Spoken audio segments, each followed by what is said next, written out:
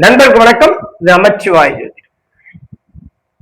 பணம் வீட்டுல நிரந்தரமா தங்கணும், பணம் நமக்கு வசியமாகணும், சம்பாதிக்கக்கூடிய காசு நம்ம கிட்ட நிலைத்து இருக்கணும். சரிங்களா? முதல்ல உழைப்பு. அப்ப நம்ம சம்பாதிக்கக்கூடிய காசு பணம் நம்ம கிட்ட வீண் விரயங்கள் ஆகாமல் சேமிக்கணும்.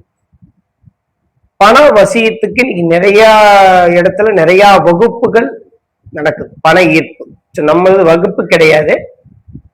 என்ன நாங்க என்னுடைய குருமார்கிட்ட கத்துட்டோமோ அதை உங்களுக்கு இலவசமாகவே என்னுடைய இன்ஸ்டாகிராம் பதிவு செய்யறேன், என்னுடைய யூடியூப் சேனல்ல பதிவு செய்யறேன். பண ஈர்ப்பு.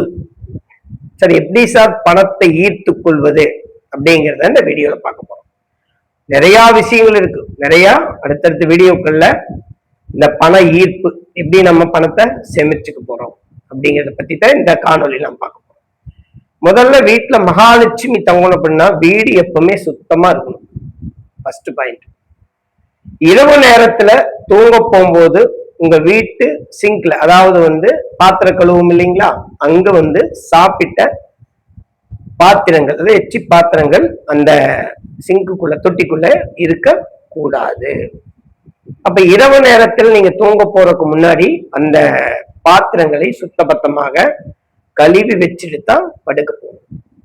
நீங்க படுக்க போகும்போது உங்கள் பூஜை அறையில் இருக்கக்கூடிய சாமிய பார்த்துட்டு கும்பிட்டுட்டு போங்க, போய் படுங்க. சார் நாங்க அன்னைக்கு மாமிச உணவு செஞ்சோம், நம்ம எப்படி பூஜை அறைக்குள்ள போறது?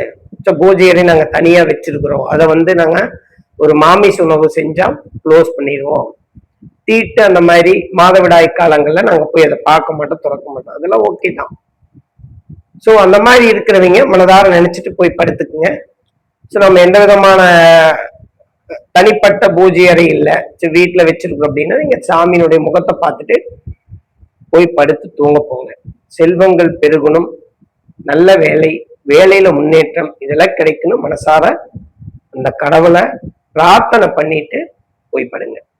இதுதான் ஃபர்ஸ்ட் பாயிண்ட். இதை உங்க வீட்டுல செஞ்சாலே கண்டிப்பா மகாலட்சுமியுடைய கடாட்சம் கிடைக்கும். ஏன்னா காலச்சக்கரத்திற்கு பணத்தை கொடுக்கக்கூடிய 2ஆம் பாவக அதிபதி சுக்கிர பகவான்.